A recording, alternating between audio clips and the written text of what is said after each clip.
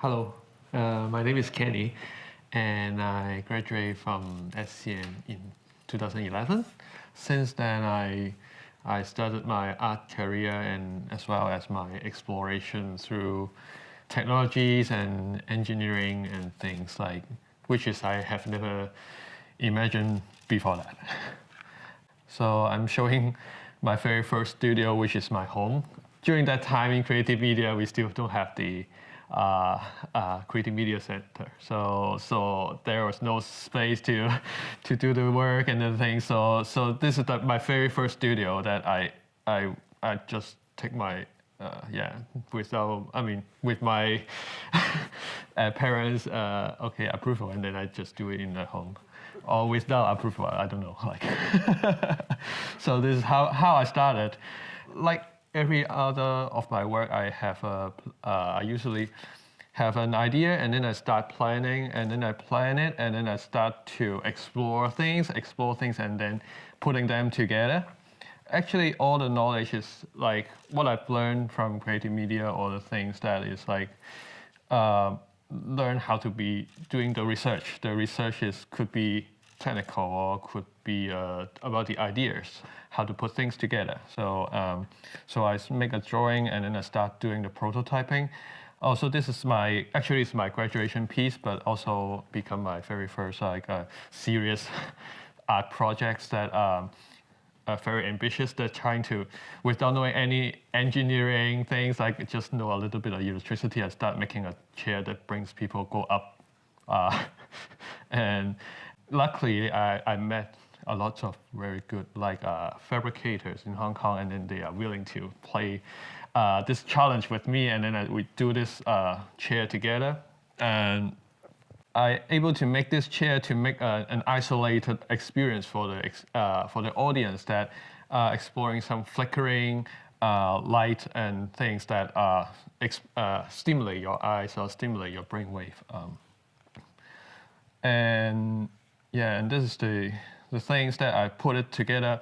So actually, how I started my very first engineering or putting things with mortals is this, and because I want to make some flickering movement, so I put a mortal there, and because I want to create some sound from a tuning forks, I put mortals, and then keep exploring things like researching, looking things online, asking people, looking for help. So it's like starting to be like a one-man band doing all the electronics and programming and all the stuff. And I think like eventually I think actually making media artwork is really complex. That is more than a person can do. Maybe if I have more than one person, if I have a team of people or the people that want to collaborate with me, maybe there we can create different scale of work, create bigger dreams. So this is the thing that I was trying to achieve, and also trying to make this become a part of the art projects. So, and then I started a lot of work with collaborations, trying to help the other artists with my skills and things. So that's how I learned things, and also using the skills to survive, to do some commercial jobs, and the commercial jobs also throwing back the knowledge back to myself. So it's like a circle that keep running. Why it's so messy? Because making media artwork or the work with technologies is always a fight between many things, because new technology is always not cheap and things like, there's also aesthetic consideration. Does it related to your concept, and there's the technical things up to date with your ideas, and also there is always the matter is the budget and also the time. Is it within the time limit you can make it? So there are always things like a mass of things that you have to manage. And within this mass of things, you have to find out the dots or the connection of them and make them become an artwork. So this is like I'm showing an accident that I was trying to do a facial recognition and then putting 2 lines on dots on their eyes, but accidentally I put it lower a bit, so it become a tears. so yeah, it could be. Sometimes things happen when happy accidents, like when you explore the technologies or you're finding things. After the studies in creative media, I found out that I need some more skills or some more knowledge that I want to achieve about knowing more about installations or knowing about how to put things into space. So I went to Canada, like Montreal, to study MFA sculpture in Concordia University. So I went to a very traditional or more traditional field of studies, but actually I keep my practice because I try to make like materials. Materials is like the materials I use electronics, I use technologies, I use different various things to put in as my material, as my base, and then I start exploring, start doing a lot of metal work and things. I start exploring using motors and putting things, putting weight, putting things together, and then start to exploring, also using sensors to make the video you see here able to follow the inclination or the angle and become like a work that I can explore. Like the work about this work is about the moment of eye contact. So the things that I was trying to achieve is making a moment of eye contact. It was starting there, and then I want to make a screen that move, and everything come after, like putting the motors, putting the things, the balance, the gravity, and the things like the metals and things. So this is how I usually explore things. Like I want to alter the balance, and then I put a motor there. And then I try to make a drawing, and the drawing works, and then make the theory works, and then I try to put it in the physical space, and altogether become the work. After my studies, I come back to Hong Kong, and then I started to work in IOIO Creative. So I make a company called Things That Move. We survive by doing commercial jobs as also art projects. We're trying to make the balance between both. This is the project that we have been done. Our company actually start at the time of beginning of the COVID. So within the time, we were very lucky that we have doing different art projects and things that keeping the company survive, as well as doing some able to growing the team. Yeah, this is like the projects that we have done. And eventually, because I do a lot of kinetic works and the things, and there's always a problem that when we are working with kinetic or robotic stuff, they are not purpose for art. There always a problem that they are making for specific purpose.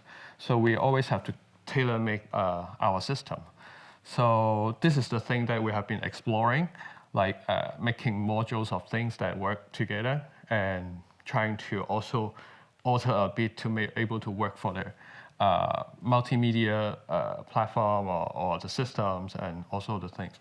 So here we have made different work that we have created our system and then trying to do a simulation and then trying to also work with robotic systems. So this is a commercial work that, but also very, affect me quite a lot because this is a work that I really start seriously doing like a kinetic system. So this work, this is a work that has it's a permanent that in Yuen Long there's a clubhouse. So there are 80 motors actually and controlling 20 crystal strings. So it become a kinetic chandelier. So it's still running there. So it's been already 6 years.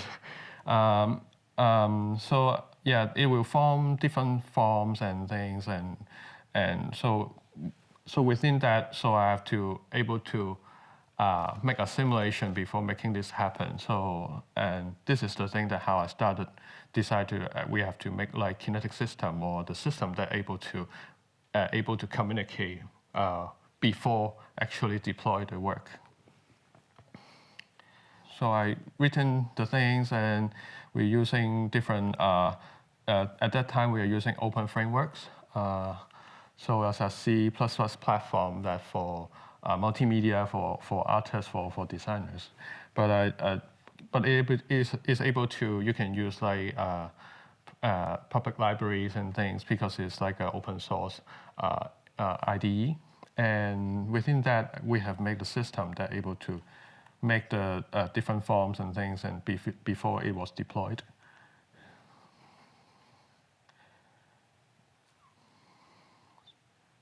So within that in mind, and then I have been trying to make the work more modulated and able to reuse the parts.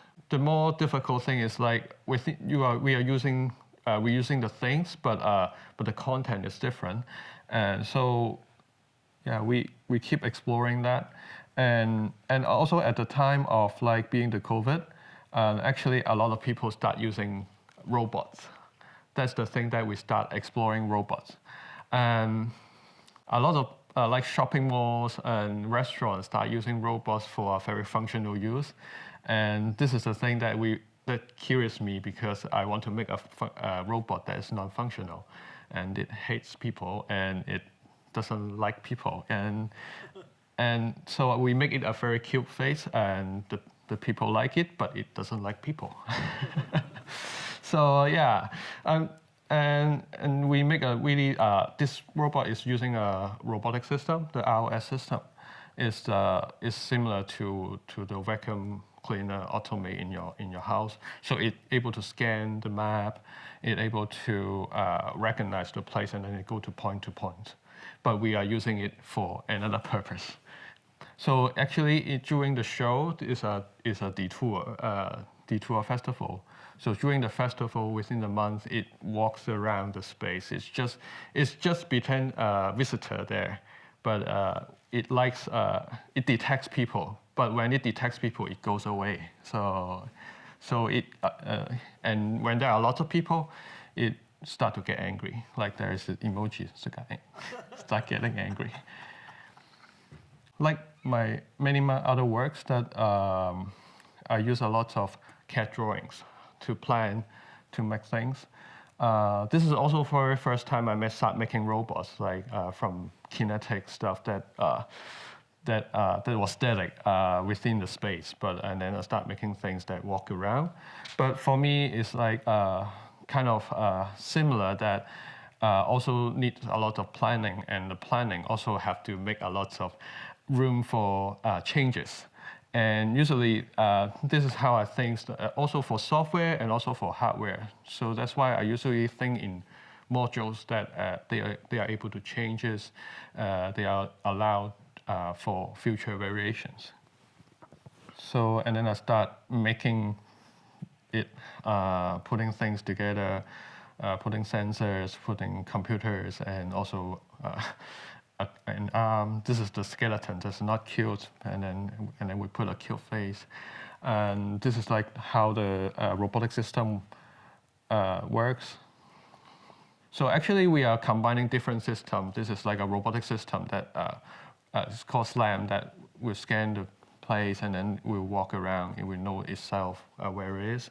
And we have to use other multimedia systems such as Touch Designer, such as the things that we have to connect together to able to make the whole robot that works with multimedia stuff. And also this robot will also take pictures of people, and then we try to do the facial recognition, and then we put her own face and put on Instagram. So yeah, the kill face make the children really like it, and then they would make the face, and they would do the facial recognition. We are using the smart features, but only for herself. Yeah, not for helping people. She would start taking selfie when there's no people around. When she thinks there's no people around. Yeah.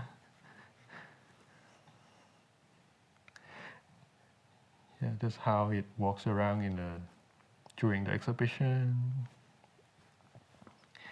And then I also keep exploring, because during the COVID it's really boring, and and I also exploring another project. This project is called in Chinese it's called 动态 training.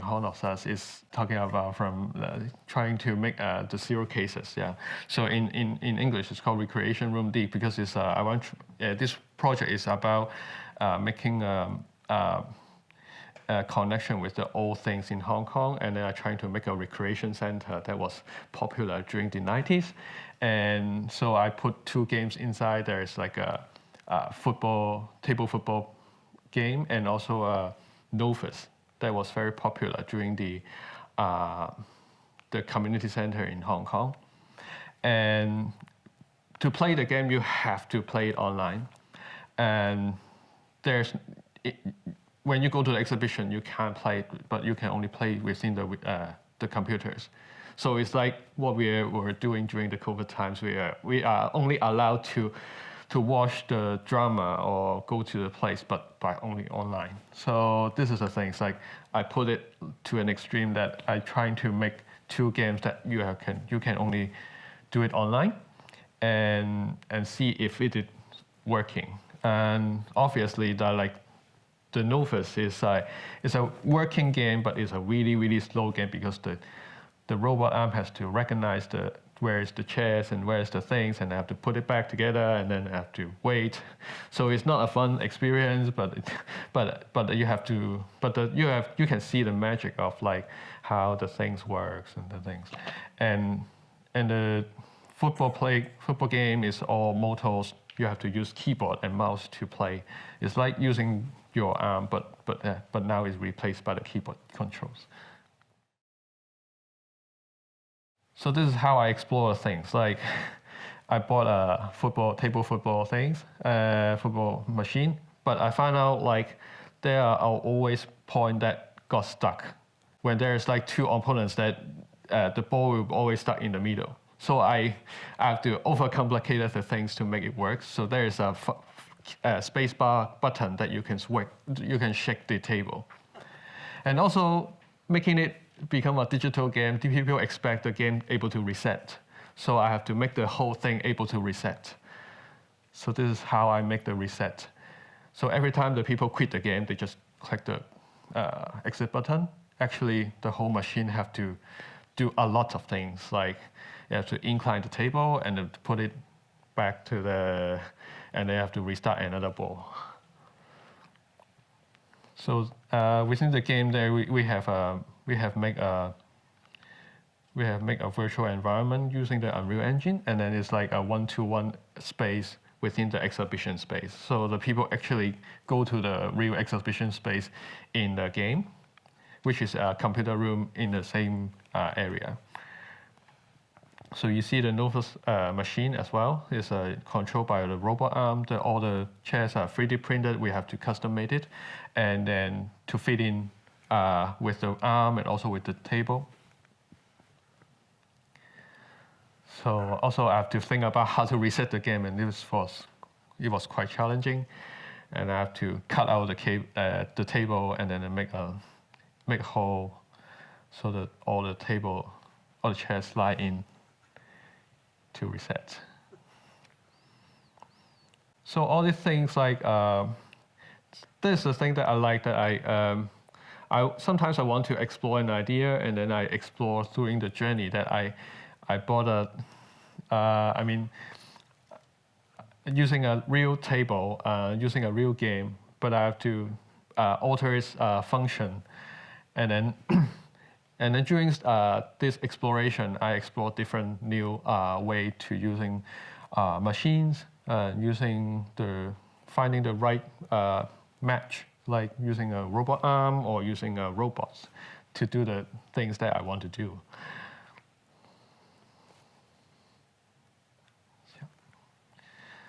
So for the game, we actually have to redo the map, because the gallery space doesn't have an actual map. So we have to redo the map in the virtual world. and and we have to add in our like community center things, like, but also matching the things that was we have to do the QR code to go inside the place during that time. Yeah. So this was the game environment. Usually there's a lady, reception lady, that to scan your identity card or membership card in the community center.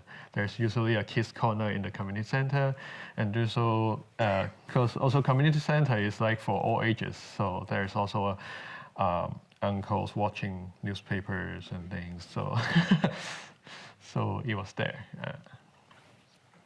During the time of COVID, actually, I also have the chance to explore with different theater groups. So this is one of the work that I've done with No Discipline Limited. They are also a theater group that work with multimedia. So we explore this work, I think, around 2 or 3 years together. And this is one of the biggest installation I've done. So this is like we have to make a moon installation, and this is like a moon representation that I have done. Like so actually this moon is around 5 meters big, and the people can go there, and there's like a sound experience, sound and light experience.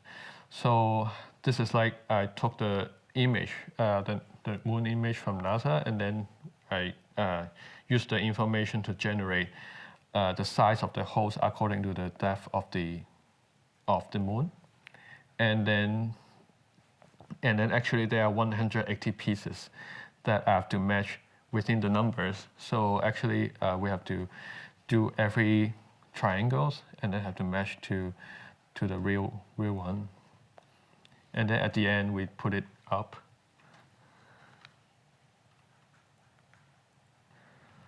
So when the light didn't light up from inside, you will see like a normal sphere. But when it lights up, you will see the texture or the things that of a moon.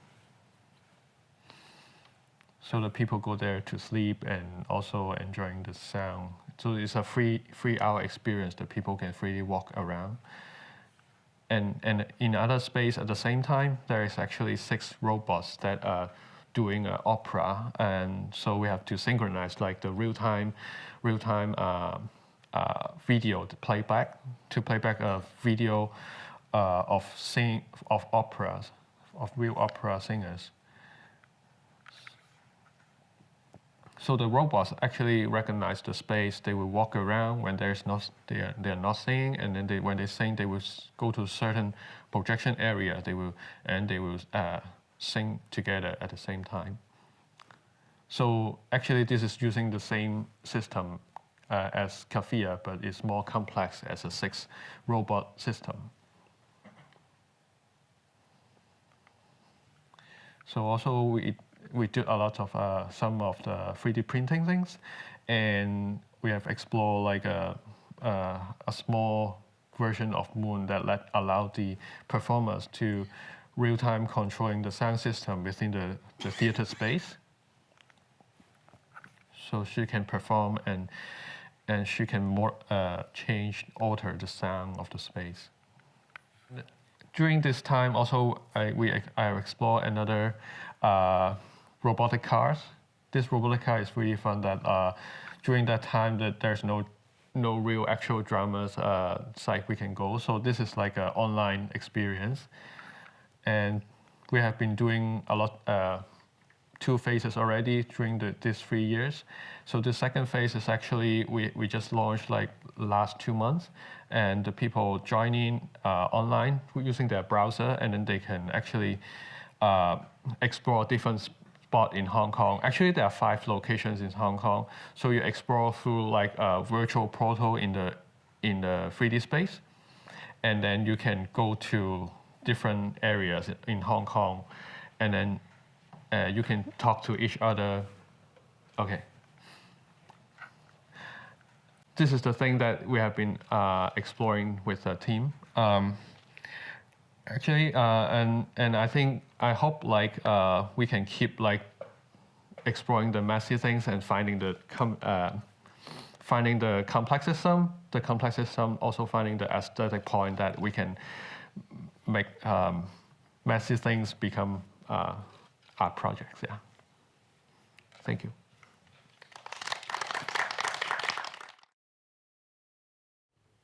Thank you, Kenny, for your very interesting talk. Yeah, so I think the very first work that I know from you is the 10 Hertz. 10 Hertz, yeah, which is your final year project? Yeah, my final year project, yeah. Yeah, and also I had the chance to look at your different works, and in my understanding, you're very interested in not only things that can move, but about perception and how to create a digital form or use technology to embody this kind of experience. Yeah, can you? Yeah, so I think my question is, how do you connect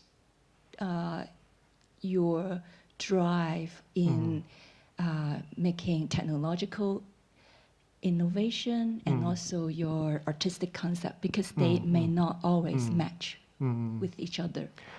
I think many of my inspiration or things is coming from like what is currently happening, and what is currently happening usually kind of like related to our daily experience, and actually and also at the same time we are experiencing a lot of technological changes, which is also or we have a lot of technology within us, and I think they are actually they seems to be parallel developing together, or things happen at the same time, but actually we already have a lot of experience experience technology within our lives. So actually I'm just making some connections that people already maybe experience or they know about it.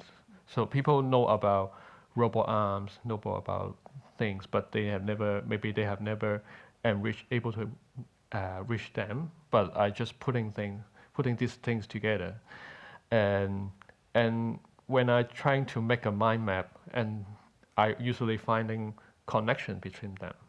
So yeah, there may be the meanings, maybe the movement, or maybe within the technology itself, why people needing having the need of robots during the COVID time, and there must be a reason, and there must be and why do we people finally seem to be accepting them, because it was a lot of opposition, right?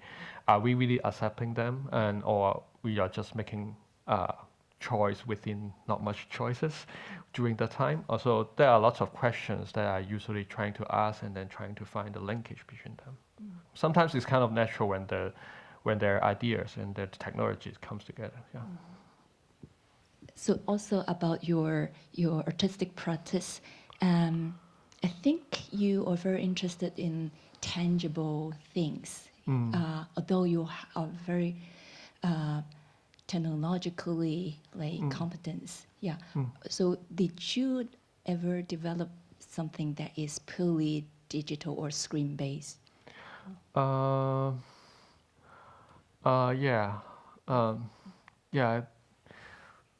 Actually, I think I did, but yeah, especially a commercial side, I did a lot of like exploration in digital. So, but I think for my art practice, I usually would put like, even the idea is very digital. It's like I want to make a game, and then things like eventually I will come up with something physical. So I always have some kind of connection between them. So maybe the inspiration is come from digital, and at the representation itself as an installation, so it become physical. Yeah. Yeah.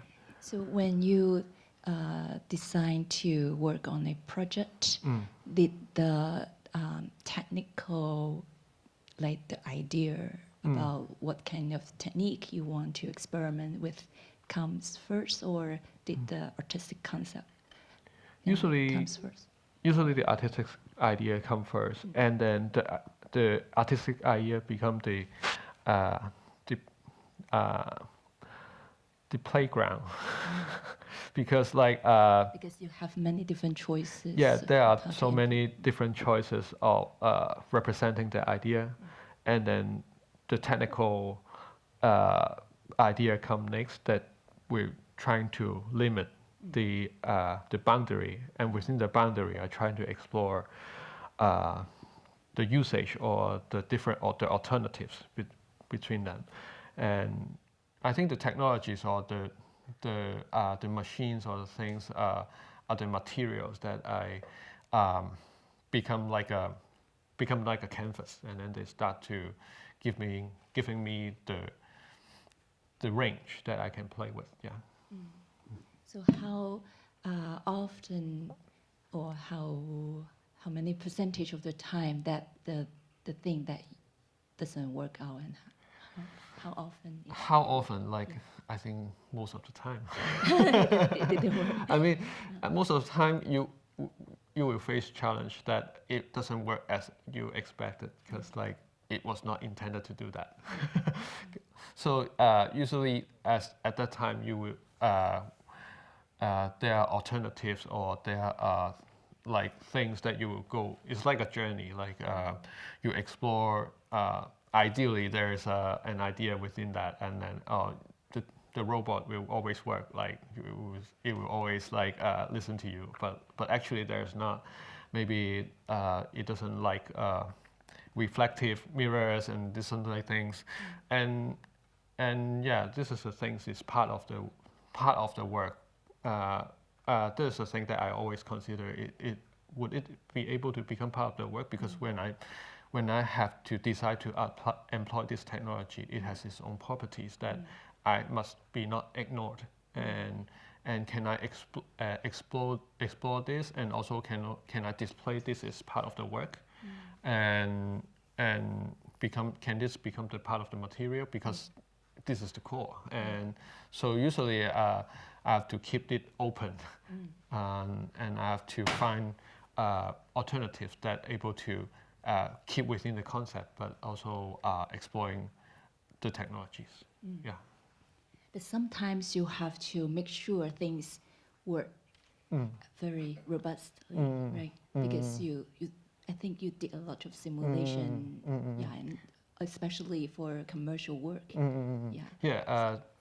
With the commercial work, I make sure they are robust and the things, and this is also the good practice for us to make sure certain things must be robust in our systems, and there are things that we need to explore, and then we can put it in the next like research or next projects, and then we can explore within like an area that we can explore, and then we're trying to decide and to find it if it is possible, and yeah. So talking about commercial work, did you find you and your company have a lot of room to put into your creativity in commercial projects, or is it very often that you work within constraint, and yeah, how would you comment on this?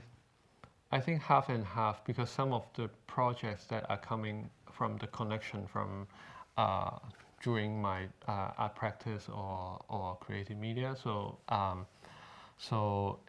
there is a trust between the client and with our team. So if there's a trust, that there is usually a room to explore or within the creativity. Yeah. Yeah, and some of the projects, if they are new or if there is a first time, then we usually have to make it really professional to make the trust for the future. Yeah. So your company is like 2 years old? 3 years. 3 years old. Yeah, yeah. Okay. And how do you think of the whole like ecosystem? In the creative industry in Hong Kong? I think it's still the good thing that the reason that I'm trying to make this company, because like there are still resources that we can access around different places, like because we can still I think that Hong Kong is not a manufacturing place, but it's very resourceful because we can use like technologies from different places. We can able to purchase them, and also we have the technologies from China, and especially machines, they are developing really fast, and so resources wise that it is really good, and for projects, and but I think for audience or in the general public, we still have to do a lot of work to make to educate or to make the connection that able to communicate with them. Yeah. Yeah. Also, when you talk about the audience or a general public, because you have already been like practicing in media art for more than 10 years, do you see a change or shift in terms of the literacy in the general public about the integration of technology and art? I think people are getting more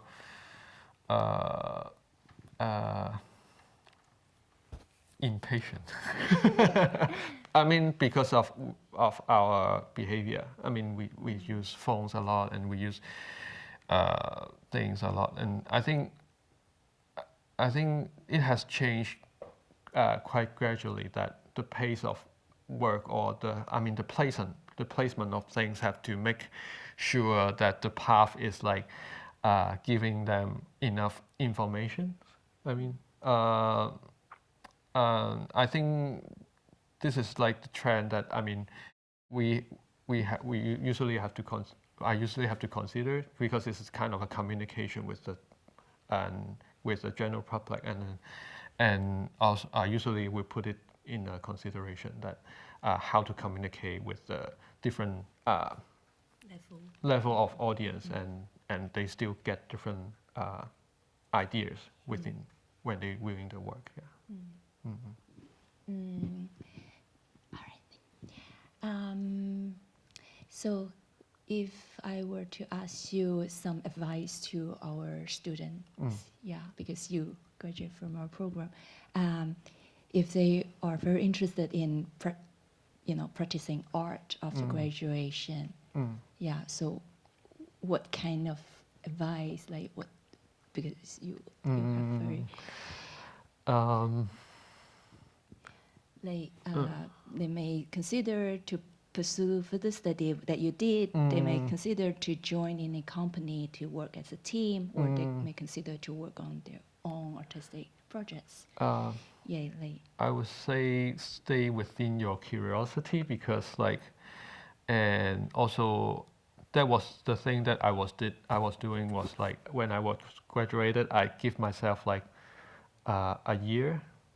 I told myself like within a year, if I not unemployed for a year, and then I told myself like I have to do something that this is the time that I can explore as an artist. So I will do as much as possible at that. I was doing as much as possible at that time.